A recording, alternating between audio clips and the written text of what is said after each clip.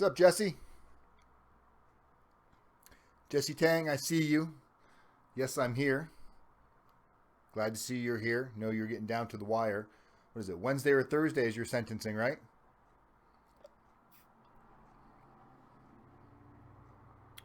What's going on, everybody? Good evening. Happy Monday. Hope you all enjoyed the Super Bowl. I didn't really care who won either way.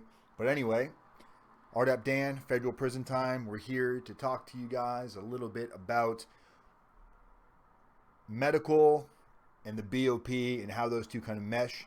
I've been having a few issues with a couple of our clients that are actually in the BOP right now that are going through some medical issues. And I thought this would be a good topic to talk about because I know a lot of you will be facing that same potential issue if you're not properly prepared. So we're going to talk about that in a little bit. And we're going to give everybody a couple of minutes to jump in here. I know you guys hate the timer, so I didn't run the timer. Haven't used the timer in a while. We might get back to the timer here in the next couple of weeks as we get our structure going. We do have some awesome women interviews coming up here a week from Wednesday, possibly one this Wednesday. We have one lady that received probation, a client of ours that received probation, and another woman who's getting ready to start her journey. So maybe this coming Wednesday and then the following Wednesday, we should have some pretty cool interviews. One of them will actually be, we're going to go down and visit a client. We're going down to her house, so actually maybe in her living room when we do the interview.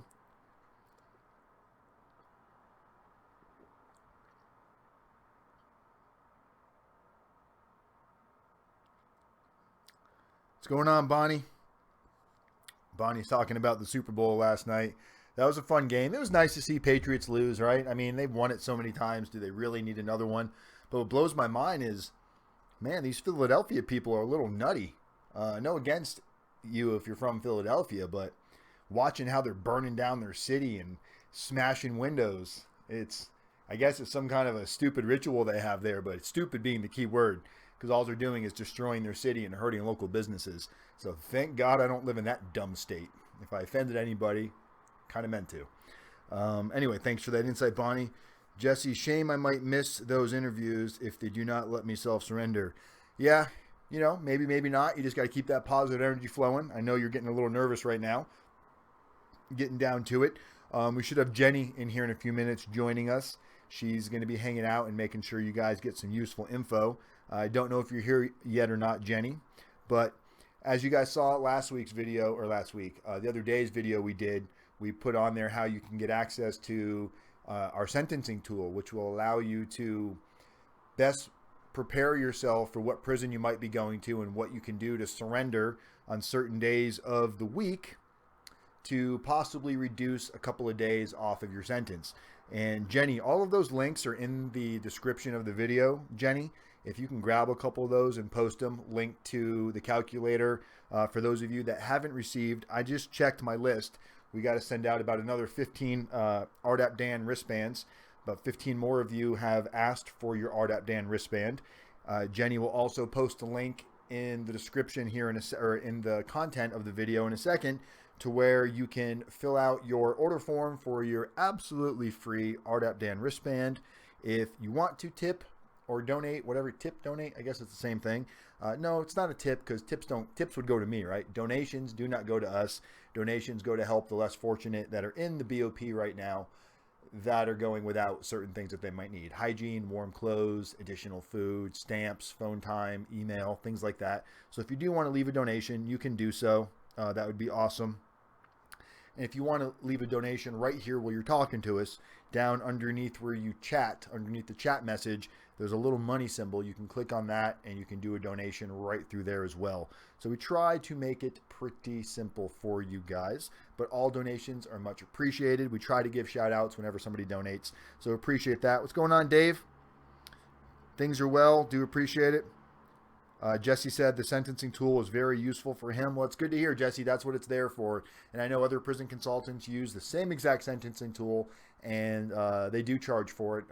We don't think you guys should pay for it, at least not at this point in the game. It feels like it's something that I wouldn't even have a business if it wasn't for all of you that have contributed and supported us and had hired us as your prison consultant. So I feel like we're doing good enough to where we can give away the prison consultant calculator for free.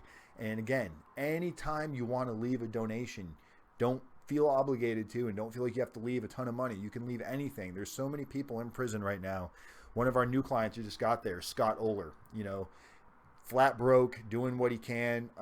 He's on his own, no family, no support. And as you guys know, in the BOP, the jobs don't produce a whole lot. So it's hard to really support a lifestyle in there without a little help from the outside. So if you guys do want to help, go ahead and click on that money symbol or click on the donation link in the video and feel free to help out. Make sure you get your wristband. Make sure you haven't done so. You go ahead and subscribe to our channel. It's real simple. Tap on the subscribe button. Pretty easy.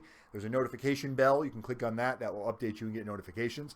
Our text message service is being updated. I just found out the last few days you guys probably haven't received the text messages. I apologize for that. They're fixing it now. There was an issue with the code. Everybody's information is still there. It just wasn't sending it out when I was posting stuff. Didn't know that until the other day. So we're getting that fixed. Kimberly, what's going on? Good evening. Kimberly, you're funny. Yeah, Jesse's getting ready to go get sentenced on Wednesday, Kimberly. So give Jesse some love. And Shelly's home. I heard her horn, which means the dogs will start barking any second now. Anyway, so let's kind of talk about the content of this video. As you guys can see, we're talking about prison health care in the Bureau of Prisons. Should you be concerned? So this to me is a very, very touchy subject for a couple of reasons. It's real easy, right? We can bash the BOP all day long and say their healthcare sucks. They don't treat inmates. They let people die. They do all of these things. I'm not going to say none of that is not true, but I am going to say this. If you've got medical issues, and the reason why we're talking about this is I've got a client, I spoke to one of his family members today, or not a family member, but somebody that's looking out for him while he's in prison. And he's got a colostomy bag, and he's got some other medications that he needs. And the BOP is not giving it to him. His colostomy bag is supposed to be changed, I believe, according to them, every like 3 to 4 days at the most. This bag is supposed to be changed. And they're letting him go like a week and a half, 2 weeks without changing his bag. Now, that's horrible. That sucks. But the problem could also be contributed to prior to him going to prison. We told him to go to the doctor and make sure you get doctor's notes and you get substantiating evidence showing how this needs to be treated and handled. So when you get to the BOP, they're more likely to have some sort of plan in place to be able to treat this and change your bag in a timely manner. And he didn't do these things. So now he's in there and he's suffering some of these consequences. And we don't know if it's a combination of the guards just not caring. Remember, it's not up to the guard to go change your bag. The only thing the guard can do is send you to medical. If medical doesn't change your bag or they have a reason not to, we don't know what that is. So it's going to really behoove you to take on this responsibility before going into prison to get well-documented medical records of what you may or may not need while you're going into the prison system. We've got another client that's really upset, and we're going to talk about some do's and don'ts when you do feel like you're being treated unfairly in the BOP. We've got another client that's not getting the medication that he was taking prior to going into prison. Now, he was on basically like oxycodone, Percocets. He was on a lot of painkillers. And I tell you guys, it's very, very unlikely you're ever going to be given anything beyond an ibuprofen for pain, unless you've got like some kind of a serious cancer or an isolated incident. The majority of people that are in prison are not going to be given these type of narcotics. So if you're out on the street right now and you're in the free world and you're being subscribed, oxycodone, Oxycontin, Percocet, Xanax, if you're being prescribed these type of drugs, you may want to go talk to your doctor and ask him for his medical opinion on what you can start doing to wean yourself off of that to a milder painkiller, whether it be a strong ibuprofen or something else, because you're not going to get that level of drug in the prison system. So he's really upset that he's not getting what he was used to getting, and he's firing off grievances. Grievances are when you put in basically complaints. He's filing complaints every day and submitting them, and this doesn't help your situation. And then you're emailing everybody saying how the BOP is not treating you, how this needs to be brought to attention. Not saying you're wrong, but when you do this through the emails and you do this over the phone, Those calls, those emails are monitored. There could be possible retaliation towards you. Not going to say there is or there's not, because look, in every industry, whether it be the BOP or any other corporation, there's good and bad people in every career. So I'm not going to sit here and just bash the BOP, because that would be easy, and that's what a lot of people want to hear.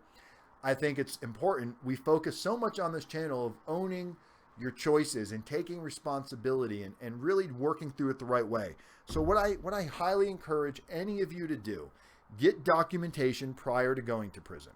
Get as much documentation from your doctor outlining what it is your medical needs are and what's going to be needed to treat you properly while you're in prison. Don't expect to get exactly to the T. You need to have realistic expectations with going into the prison, and going into prison is not like going to your medical doctor down the street.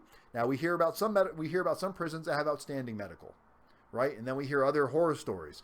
So somewhere between the best medical and the horror stories lie the truth. That's where the truth is kind of hanging out. So there's his side, their side, your side, my side. Somewhere in between all of that, we've got the reality of what's really going on. What I noticed in prison is medical's not fun. I can tell you that right now. Medical is not fun at all. When you go to medical, you go to sick call in the morning, unless you have a scheduled doctor appointment in prison, which very rarely you have anything scheduled, it's all you get up for sick call. So whatever days sick call exists, you get up before breakfast, you go to sick call, you wait in line. That line could be 30 or 40 minutes or an hour while you wait. Then you get inside, and you might wait another 2, 3, 4, or 5 hours sitting in the prison waiting room to see the doctor. Tons and tons of people go to sick call every day. Some people do it to get out of work. Some people do it to get out of going to RDAP class. Some people do it because there's legitimately something wrong with them. But because so many people abuse it, you sit and wait and wait and wait and wait. And sometimes you're there well into lunchtime. And it can be frustrating. So sometimes you don't want to go, and you don't want to go through that. So instead you start complaining, because you don't want to go through the proper motions. If you're having severe medical issues in prison and you really truly do feel like that they do not, or they are not maintaining you to any type of standard, or they're letting you basically rot and die, if you really feel like that is an issue, you need to file the proper paperwork. You need to go talk to your case manager. You need to talk to a counselor.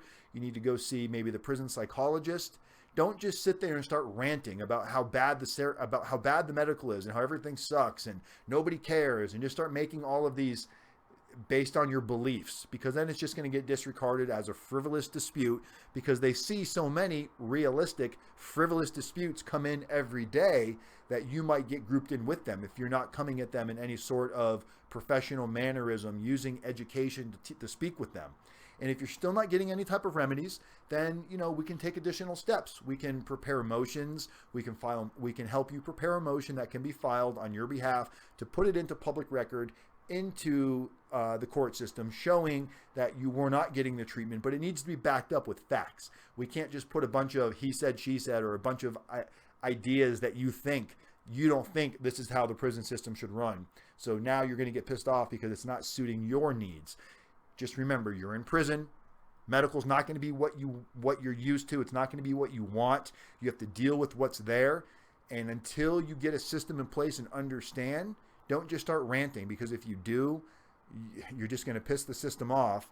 And later on, when you're trying to do things like asking for additional halfway house or trying to get into different programs, these things come back to bite you, because they're like, this guy's done nothing but harass us the entire time he was in prison. We're not going to lift a finger for him.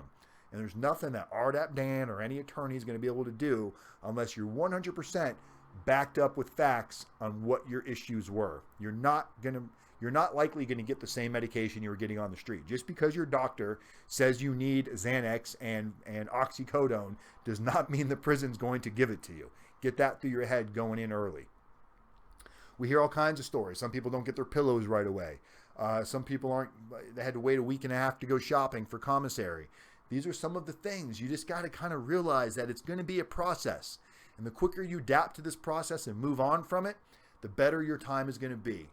We had another client, this lady Lynn, that we spoke to, and just every time we talk to her, she's worried about something, and she's getting all this conflicting advice from other prison consultants, and they're telling her how bad everything is at the prison. But yet this is what she's listening to. And she's not telling them, hey, stop telling me every bad thing about the prison. Let's focus on some of the positive stuff. What aspects can I take from prison that I'm gonna increase my well-being from, not just how shitty everything is going to be. And she's kind of like a know-it-all. She's trying to get into RDAP. She doesn't listen. She doesn't take advice well. She kind of has an answer for everything. And she wouldn't, I mean, originally we were thinking about bringing her on as a client. And at this point, we won't bring her on as a client because she's not willing to work with what works. She wants to think that she has all the answers and she's going to go do things her way. And we all know that our best thinking got us into this situation, right? Our best thinking is what probably landed most of us in prison. So once we can come to terms with, hey, maybe I don't have all the answers. Maybe I can learn something from somebody else. Let me take a step back. Let me listen a little bit and let me see where that can take me, because what I thought I knew got me to where I am right now. And when you can't talk to people that are willing to open up and think and take a step back and breathe, they do not make good clients, because you can't tell them anything. You can't guide them. They're always doing the opposite of what you say because they're very, very impulsive. They do things without thinking, and they don't focus on consequences, reactions, or how it's going to affect them or other people.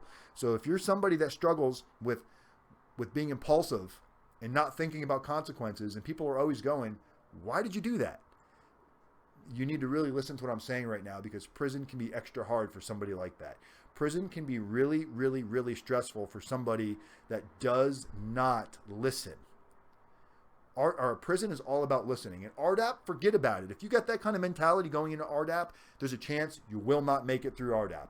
There's a chance that you'll get bumped on your head so many times, because people that live lives like that have all the answers, that are very impulsive, they tend to surround themselves with people. I used to do this myself. Surround yourself with people that are like-minded, meaning they just encourage this type of behavior. When you complain about something, they're the first ones that complain with you.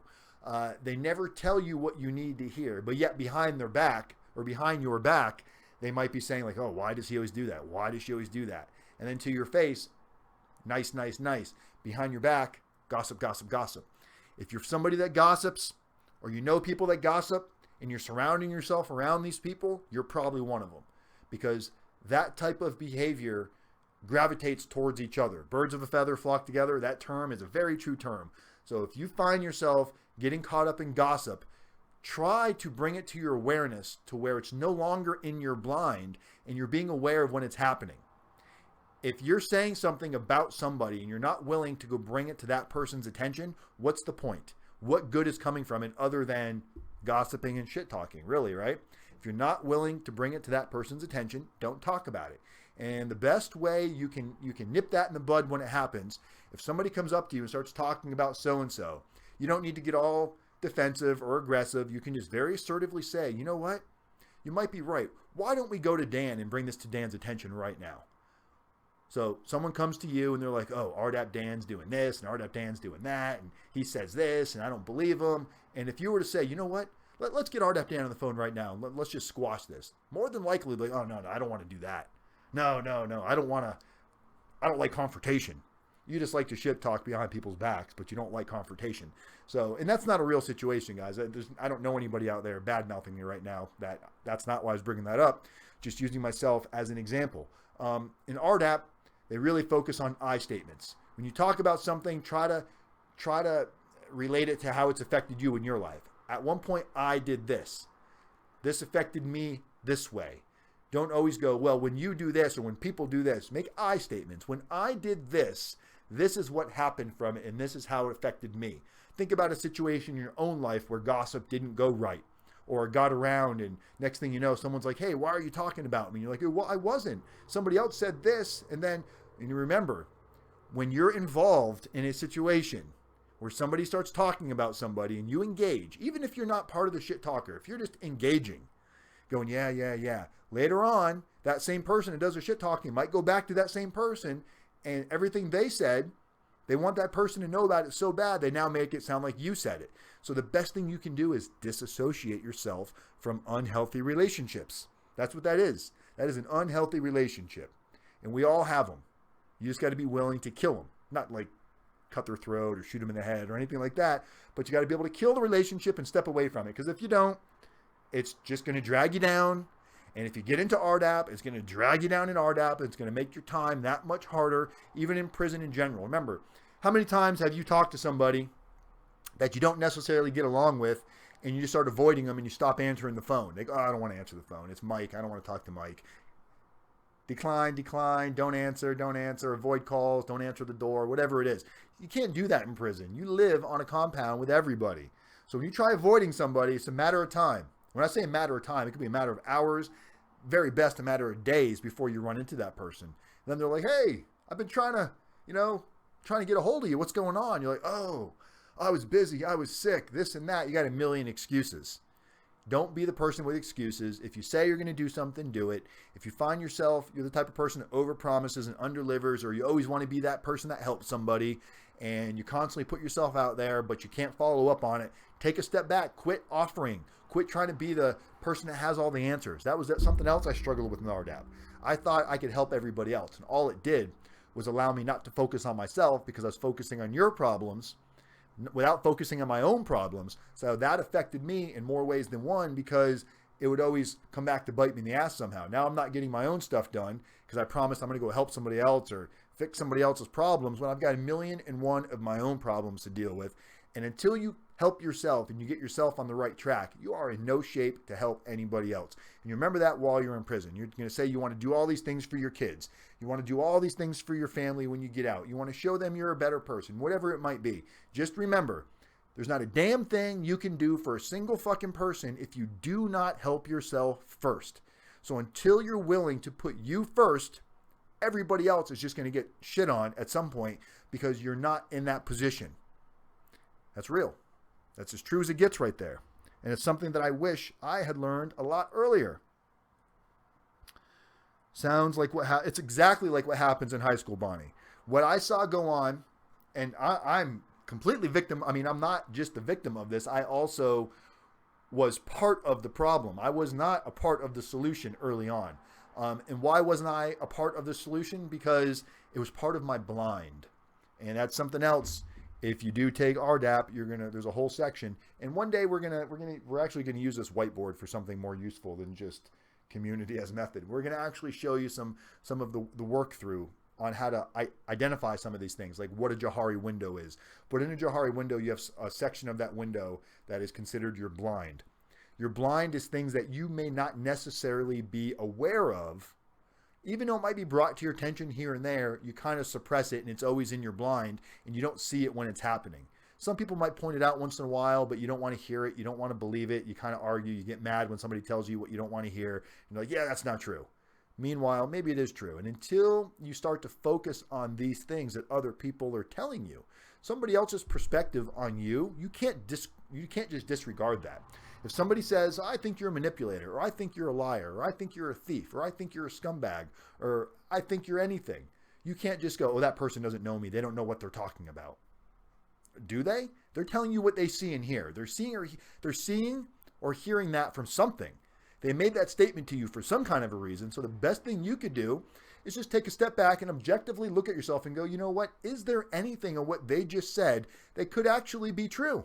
And just be honest with yourself. And if you can find it and see what's causing that and ask them, say, hey, you know what? I appreciate you giving me that feedback. Can you tell me what it is that I do? And when you see me do that, will you bring it to my attention? I was doing this with my kids, both ways, with me and with them. We would talk about things they struggled with things that I struggled with. And I said, look, I'm going to do you a favor. When I see you struggling with it, I'm going to bring it to your attention right away instead of just pretend like it doesn't exist. And if you see me demonstrating something that I struggle with, I want you to bring it to my attention. So the best thing you can do is find out what your flaws are, go to your friends and family and say, hey, look, this is what I struggle with. I struggle with honesty. I struggle with objectivity. I'm always negative. You know, a lot of people are negative. You don't even realize it. First thing they do is bitch and complain about how bad their workday was. Bitch and complain about the government. Bitch and complain about the football game. Bitch and complain about the weather. Just always negative. No matter what you say, they got something funky to say about it. If that's you, always saying something funky, and you know that's you, go to the people that care about you or that you think care about you and say, hey, I struggle with this, and identify that. Explain to them what it is, and tell them next time they see you doing that, tell them to bring it to your attention and say, hey, Dan, you're kind of being negative right now, and you told us to bring this to your attention. Don't want to upset you, don't want to offend you, but you asked us to tell you, and you're doing it right now. What will slowly happen is if you're real and you really want the help and you really want to change your thinking, you'll slowly start identifying this. And more what will happen is before somebody even has to tell you, you'll start to be more aware. That's the whole key, right? Build awareness. Once you become more aware of how you're acting and how you're reacting, you'll start to get a control on it, and you'll start to change that mood automatically with some positive self-talk. And what better way to do positive self-talk than look down on your wrist and see an amazing pink, blue, or white RDAP Dan wristband that you can get only at rdapdan.com. They're not sold in stores. It's funny. Maybe someday, right? But what's up, Shelly? Shelly's in the house and on YouTube, so she's hanging. I used to be like that, then I matured. A lot of people mature at different phases, and it's not just about maturity. It also has a lot to do with our belief system. We're so used to doing things a certain way that we forget to do it a different way. And most people have a lot of friends, including me. I have a lot of friends. I have a lot of friends that are not willing to hold me accountable. They're not willing to be confrontational when it's needed. Some people are so terrified of confrontation that it creates this very passive-aggressive atmosphere where we all walk around on eggshells, not wanting to offend anybody, but as soon as that person's out of the room, it's like, oh, what an idiot, what a douchebag he was or she was. We have no problem bashing them to somebody else, especially if we feel like they're going to join in on the bashing parade. You got to stay away from that stuff. And I've got a few people in my life that are like that, and I'm realizing it more and more. And Shelly catches it from time to time. She's like, why are you still having this conversation? I'm like, you're right. Why am I having this conversation? And the best thing you can do is if you bring it to that person's attention and they're not willing to hear you and they're just getting upset or they're tuning you out, you can't control how they're going to react, but you can control how much time and how much effort you spend on them or with them.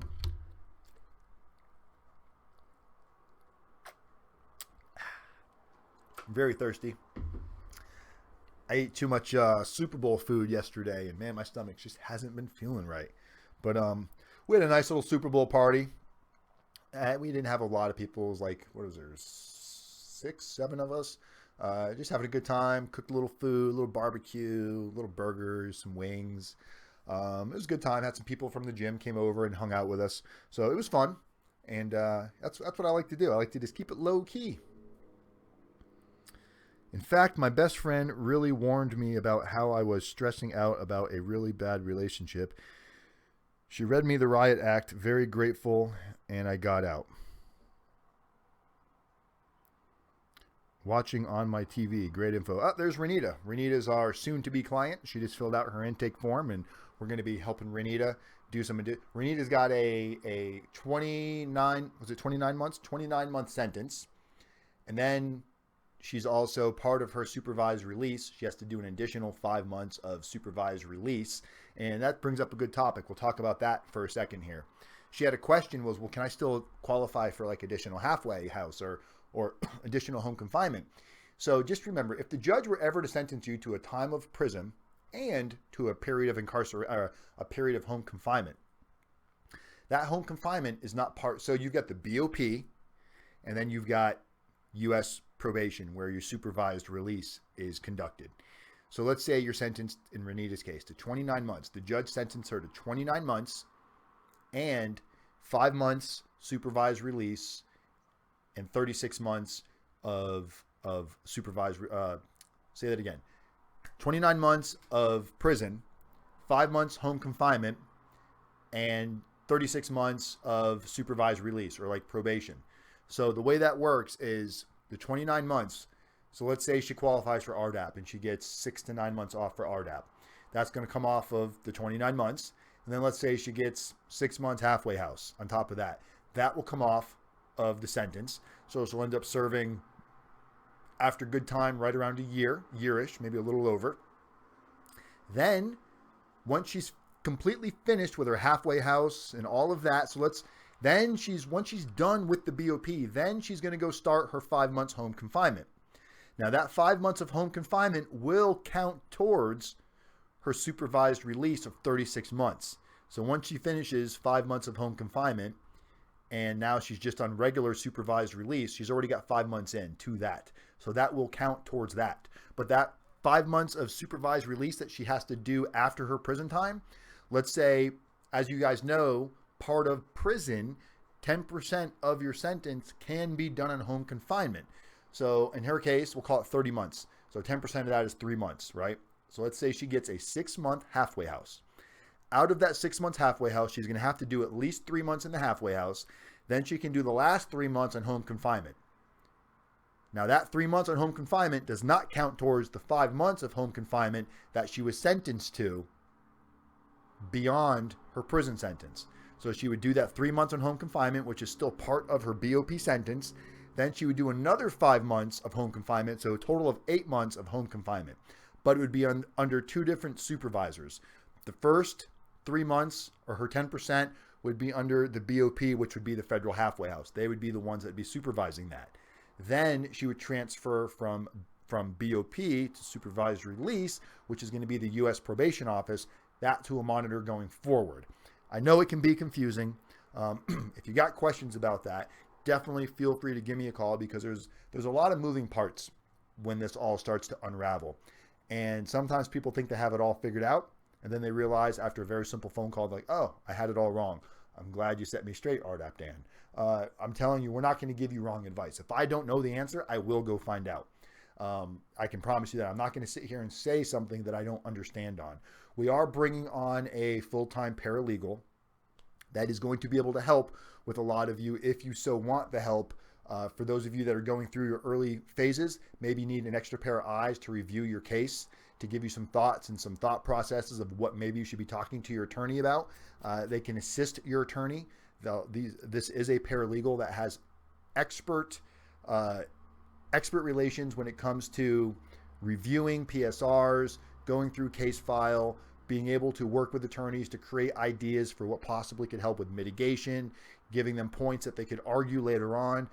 They're not attorneys. They're not there to give you any legal advice. They're just there to give you some thought process and some insight on what you might want to go talk to your attorney about. But we all know from one time or another, sometimes our attorneys get so busy that they miss things, or they maybe didn't know about certain things, or they overlook something. So having an extra pair of trained eyeballs to review all of your paperwork from start to finish, every time you find out, and they're all logged into Pacer.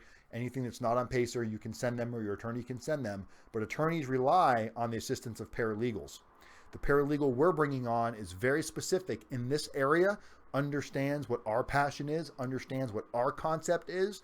And I think there's a lot of value with that, because a lot of you are asking for those type of services. And, we go through your PSR to make sure you've got certain things in there based on substance abuse. But beyond that, I'm not trained to make sure that you've got certain things filed right, or you're fighting for the right situation, or if the T's are crossed and the I's are dotted. That's not what our specialty is. We leave that up to your attorney and his paralegals. But we don't know how capable they are, right? But we do know how capable our own paralegal will be, because we're going to make sure that they are up to standard on what we need. And what we need is very high standards. We have very high expectation of everybody that works with us. So keep that in mind. That is a service that's actually going to be available probably in the next 48 hours. We had several interview process, and I think we found somebody that fits the bill pretty good. She might even be on here watching tonight. I'm not sure.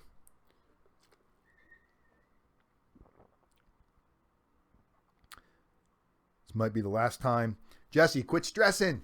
If it is, it is. If it's not, it's not. You can't control those things. Put positive thoughts out there. This whole video is about positivity, Jesse. So stay positive right now. You've done everything you can do, hopefully. You said you were going to reach out to me, email me, call me, or text me. I don't know if you did or not. I know if you told me it was you, but I talk to people every day. You might have called me, not tell me who you were. But if you haven't, Jesus, do it. What's going on, Cheryl? How are you doing? And Cheryl's in the room joining us. This is our possible new paralegal that I'm referring to, that has insight on RDAP. A lot of information. We're not going to give too many secrets away on here, Cheryl, but we are going to put some information together once we get some more info from you, and we're probably going to release some info on the website about these additional services, because I really think, you know, some people will need this, some people will not.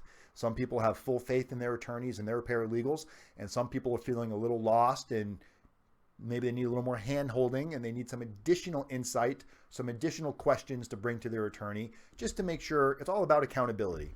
If you're not holding your attorney accountability, and you don't know how to hold your attorney accountable, you don't know what to expect. You don't know if they're doing the best job possible until later on. If you look at the amount of 2255s for ineffective counsel that are filed in the appellate courts, if you look at how many are filed, yeah, I'm sure there's some frivolous ones. There's some there that it's like, why not file it? Maybe something will happen. But if you look at the number of people that feel like their attorneys dropped the ball, and I'm not saying they did or didn't. I can't imagine how hard an attorney's job is. But the fact of the matter is, if this many people are saying their attorney's counsel was ineffective, or there was things that weren't mentioned, or things that weren't said, most of you that are watching this video right now, if you're early enough in your case, you have the wherewithal to be conscious of that, to bring that to your awareness. Don't allow that to be in your blind, because later on, 2255s we see go untouched. Most of the time, there is not a remedy to the favor of the client in that situation. Not to say there never is, but majority of the time, they're just overruled. And you don't want that to be you.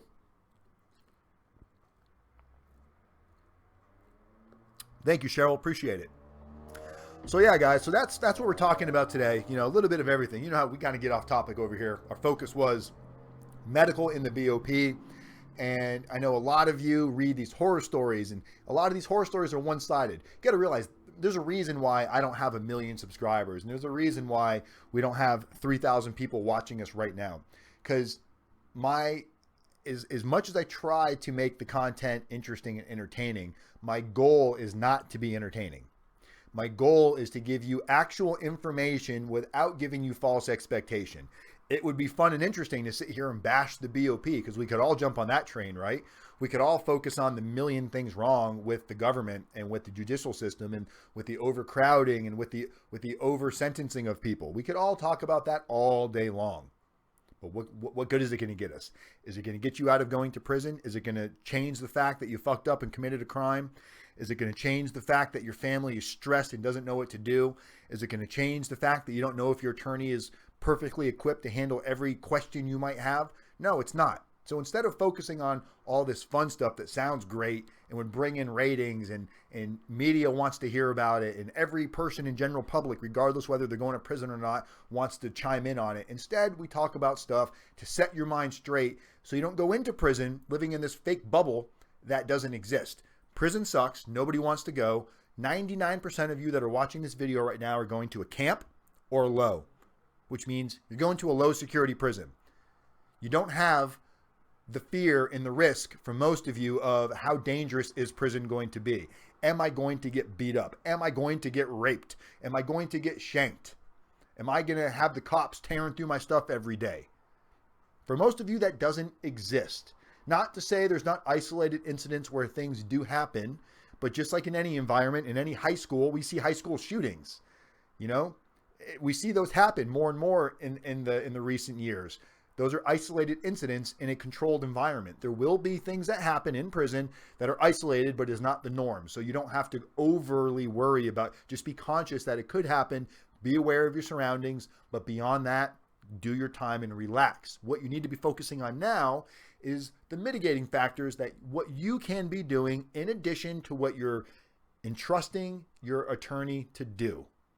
And if you don't know what your attorney's doing, you can't really get too pissed off later on when shit doesn't go your way. You need to be realistic.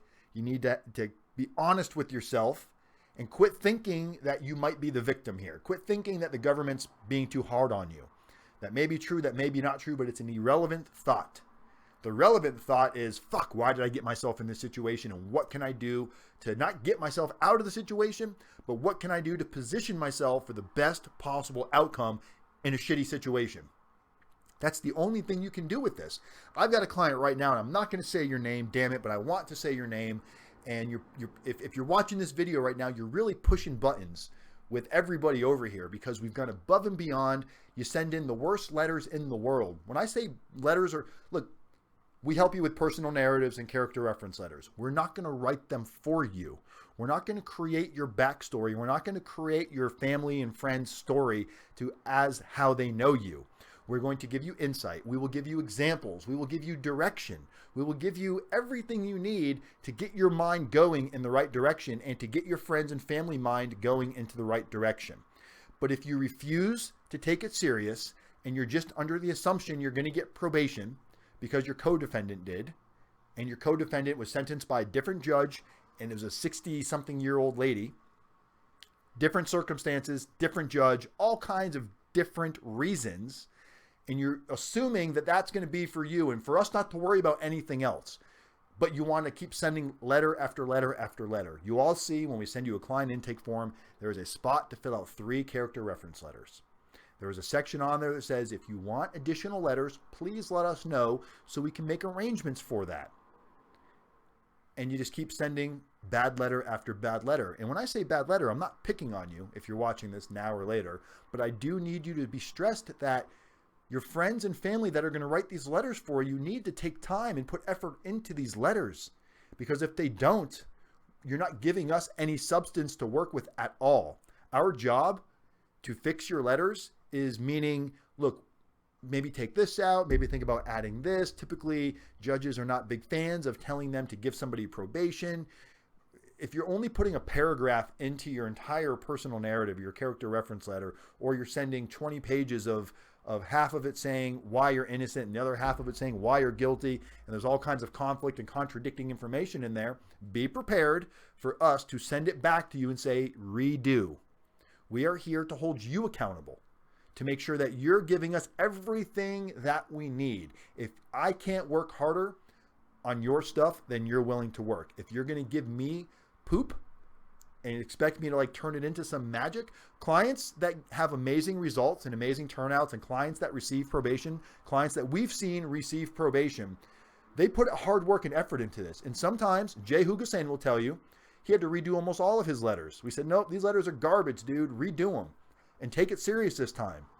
There's no reason for you to put so much little effort and put such a bad letter together when we're giving you sample letters from clients that have approved us to use their letters as examples for you to go off of.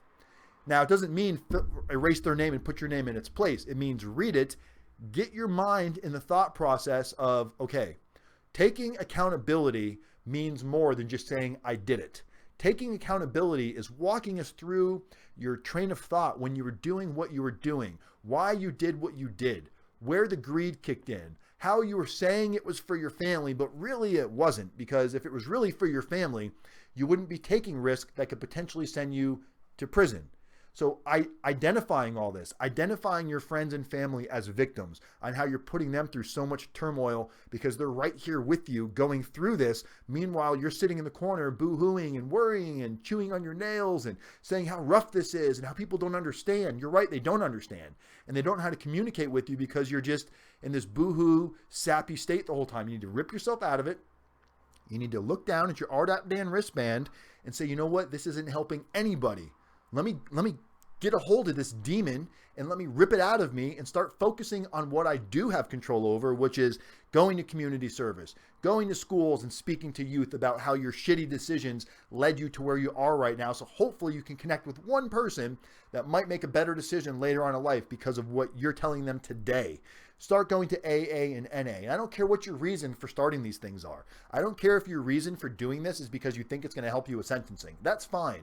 Whatever your reason is to start is somewhat irrelevant, because after you do this more and more, you'll start to realize that the benefit factor of what you're getting out of this is way better than what you initially thought it was going to be, because you're going to be feeling better. Your anxiety is going to be reduced. You're going to see the difference you're actually making with the people you're talking to.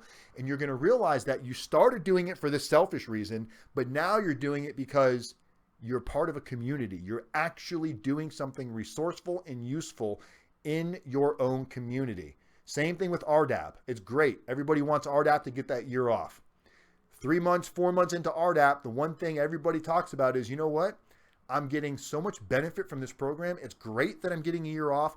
I'm super happy that I'm getting a year off. However, the tools and the thinking that I've been able to change and how I can now identify my irrational thinking and I can actually have a rational thought process without having to challenge, am I really thinking the right way?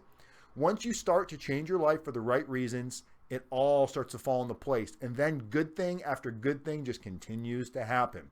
It's like a snowball. So don't worry about what your actual reasons for doing it right now are. Just trust me when I tell you, engage and make a habit out of it, and good things will come out of it in the end. It's the only thing I can say. It's the only thing I can stress to you guys because I was there and a million other people were also there.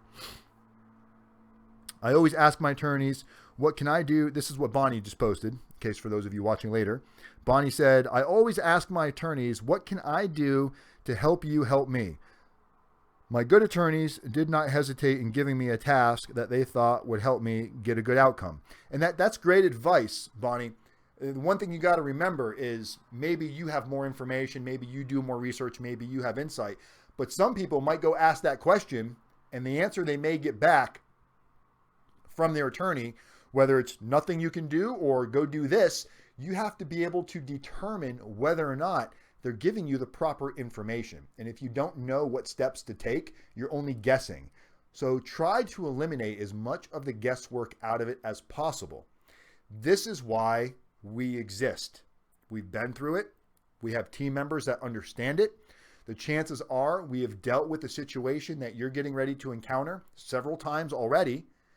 And we can give you a direction and a path and a sequence, a recipe or a roadmap to success that has worked for several other people that attorneys aren't used to seeing, that judges aren't used to seeing, and it makes a difference. When you stand in front of a judge and you do not look like the other million drones that he just saw in front of him, all saying and acting the same exact way, the same arguments from the attorney, basically like just a line, right? A line, a giant conveyor belt with defendant, defendant, defendant, defendant. And they all look and smell and act exactly the same way. That is not the idea of how to create a different outcome. That is the definition of insanity. Keep doing the same thing over and over again and expecting a different result. Why? Why are you expecting to see anything different?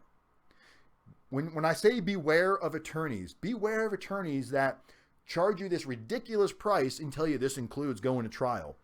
A good, honest federal attorney is going to tell you out the gate, it's very unlikely we're going to trial unless you are actually 100% innocent and you can prove that without a doubt. Other than that, there's a good chance we're going to take a plea because I got to tell you, Mr. Client, they have a 98% success rate in conviction. So take that into consideration. I'm not going to charge you a fee that would include going to trial because we probably aren't going to go to trial. This is why I'm going to give you a reduced fee. And if we do go to trial, then we talk about an additional fee and they can even tell you what that fee would be. But attorneys should be charging based on taking a plea and working you through the system because most cases are going to end in a plea bargain. This isn't me giving you legal advice. At the bottom of every single one of our videos or just a disclaimer on there, this information is for entertainment purposes, but it also happens to be some true information in there that a lot of cases end up in pleas. Very few cases end up in trial, and most cases that go to trial lose. Even if you're innocent, you see people losing that are innocent. So you need to hold your attorney accountable. And when they say this includes going to trial, I appreciate you including a fee that goes to trial, but how much would you charge me not to go to trial? How much are you going to charge me to negotiate a plea? Basically, high paid attorney, I need you to negotiate a plea, just like you've done 10 million times prior to this. You know, you need to be able to hold your attorneys accountable and let them know you know a little bit. You know a little bit about how things should go, and we can help you guide you through that process with our team. We've got writers, we've got paralegals, we've got substance abuse professionals. Everybody on the team has one mission, and that mission is to help every single person as if it was their own family member. There's nothing any of us would be doing any different than we'd be doing for somebody if it was my daughter or Jenny's son or our substance abuse's daughter or our paralegals' children, they are working. I would expect them to do the same thing for you that they're doing for their family, because that's what makes us different. That's what keeps you guys coming back. That's what keeps you guys engaged in these videos. Who else we got in here? That's why when I was in a real mess, I hired someone who packaged my case, who worked with my attorneys, paralegal. My attorney was really happy. I mean, honestly, an attorney, well, that's what Bonnie's saying. She hired like a consultant, is what it sounds like. And attorneys should be thrilled. If you tell them, hey, I hired a consultant, they're including a paralegal who is willing to work with you to whatever scope that you might need done, Mr. Attorney. We have a paralegal on our payroll that's going to help. I mean, come on. These are things that would benefit anybody and everybody. I wish I had this when I was going to prison. I was just kind of like, what do I do next? My attorney's like, well, I'll call you. 4 or 5 months would go by without a word. And then I would see my phone ring, 912 area code. My heart would stop. Because I know he's not calling to go, hey, Dan, just checking in on you. He's calling to go, well, it's time. Hope you're ready to go to prison. Well, what's prison going to be like? I don't know. Never been. Well, shit. Do I need to worry? I mean, you look like a big strapping young man. That's what he told me. Oh, you look like you can handle yourself. And I'm like, what does that mean? I'm 5'9", 200 and something pounds. These guys are like, NFL linebackers in there. I'm terrified. That's not what I wanted to hear. And they just don't know. It's not their job to know. It's no fault to them. It's just not their line of work. Well, guys, I'm done ranting. Make sure you subscribe, share, like, all that good stuff. We love doing these videos. We love where the business has gone in the last year. We had an amazing 2017. I imagine 2018 is just going to keep shooting up. Look, day by day, we're taking over this prison consulting realm. We pretty much own the YouTube area. I would say RDAP Dan on YouTube. If you're on YouTube and you're looking at prison consultants and you don't see my videos, you must have a block on my page, because I definitely have more videos than any other prison consultant out there. We try to put as much free information out as possible. Don't forget, Jenny, if you're still here, go ahead and post that, the prison calculator one more time. If you're getting ready for a prison sentence and you're terrified, click on our link. And just go to rdapdan.com. Jenny might post a link in here if she's still here. If she's not, just go over to rdapdan.com. Click on the membership area. Become a member. It's free. We just need a little basic information from you so we can stalk you and bother you later and bombard you with emails. We will bombard you with emails. If you come on our subscriber list, we're going to email you. That's the catch, okay? I'm going to tell you the catch, and you're still going to do it because you're hooked. The catch is we want you to become a subscriber of our website so we can send you newsletters and we can send you information on why you should hire us and why we're so awesome and why we like giving away RDAP Dan wristbands. Right? It's all a ploy just to get your money. That's not true. You're giving away all the secrets, Dan. But no, really, we love every single one of you. We want to help as many people as we can. There's some good things coming down the pipe. We're working on some nonprofit stuff to be able to give you additional benefits once releasing from prison. So we're really looking forward to where that's going to go. We're looking to possibly open up like a little coffee shop with a classroom in the back of it, where we offer these programs, these classes that a lot of prisons make you take, where we can offer this on a web-based platform to where you don't need to be here. And if you can be here, great. But if not, you can log in from anywhere and still get credit for these programs that the Bureau of Prison is making you take. So those are some things that we're working on. Jenny's working on that. It's just a lot of planning, a lot of preparation go into it, and there's just not enough damn time in the day, guys. So Jesse, hopefully you call me. If not, I don't know what time your sentencing is, but I'm sure it's before our video on Wednesday, because it's Wednesday in the daytime. If we don't hear from you, best of luck to you. Please give my number to somebody that can let us know what happens. Just tell them, text me from an anonymous number. They can do whatever. They can call me from a block number and say, hey, this is a friend of Jesse. This is what happened. Give me a quick rundown and I'll let everybody know. And if you do decide to reach out to me, great. When you get in prison, shoot me an email. We'll add you to the system. And again, man, anything you talk to with me, anything you want to disclose stays private. I'm not going to share your info with anybody. So try to have some comfort in that and knowing you can reach out and you can stay incognito if you want to, but I really hope you reach out. Guys, I love every single one of you. Have an amazing week. I will see everybody here Wednesday. Hopefully Wednesday we should be having an amazing woman on Wednesday that received probation. We're going to go to her house and have a little interview at her house if possible. If not, it'll be in 2 Wednesdays. All right, guys. Like, subscribe, share, all that good stuff. I will see you guys soon. Love you all. Have a great night. I'm out of here.